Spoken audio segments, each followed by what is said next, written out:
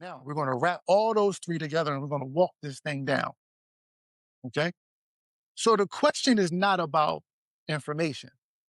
God wasn't confused when he was asking him the question, where are you? Right. God is not searching for Adam. Right. He knows exactly where he is. But the question is about his spiritual position. Right. Have anybody ever did anything against anyone and they will ask the simple question, basically like, what were you thinking? What was going on in your head? What's going on within you? What's inside your emotions, right? So Adam's response was, I was afraid because I was unprotected. So that means Adam understood exactly the ramifications or the consequences that was attached to him doing that, right? So he hid. So fear does not start with this thing called trembling, right? We hear about fear and trembling, right? We like to talk about that among the church community. But fear actually started with relocation, okay? Fear started with me or you or us removing ourselves from the presence of God because we feel unprotected based upon something that we have done, something that we've committed to, something that we desired. Okay. Now, understand this.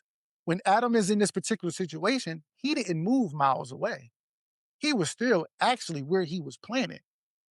He just started hiding. So most of us deal with this on a consistent basis, right?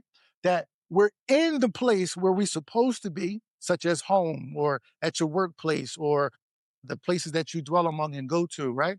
But in actuality, you're hiding not from people, but you're hiding from God. You're ignoring him. And what does hiding mean, right? When Adam hid, he moved himself out of alignment, right? He said, no longer will I follow the instruction. I'm going to do it my own way.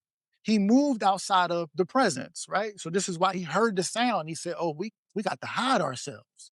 We got to remove ourselves, right? He removed himself out of the clarity of instruction.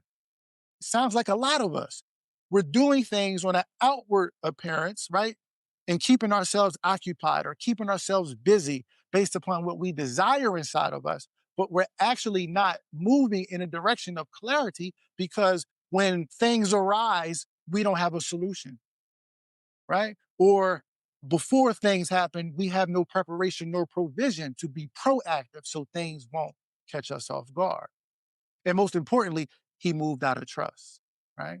So when we move out of alignment, when we move outside of the presence of God, when we move without the clarity of his instruction, of his word, of his concepts, we no longer trust him, right? We woke up one day and decided that we no longer trusted him, right? So that's what the beginning of the foundation of man and woman is showing us is that we moved out of alignment. We moved out of the presence. We moved out of clarity and we no longer trust. So he knew he was without the usual covering or protection. Once Adam and his wife decided to do what it is they did, he knew he was out of protection. He knew he was out of covering. Okay. He knew he would now be exposed to harm. He knew that he now would be exposed to vulnerabilities. He knew that it was going to now give him a new characteristic of behavior as he's going about his life, right? I know I've been there before. You commit yourself to a wrongdoing, you do it, and then now you have to take on the consequences of what that provides. So therefore, you moved out of alignment, you moved out of presence, you moved out of clarity. Because why? Ultimately, the core root of it is you no longer trust God.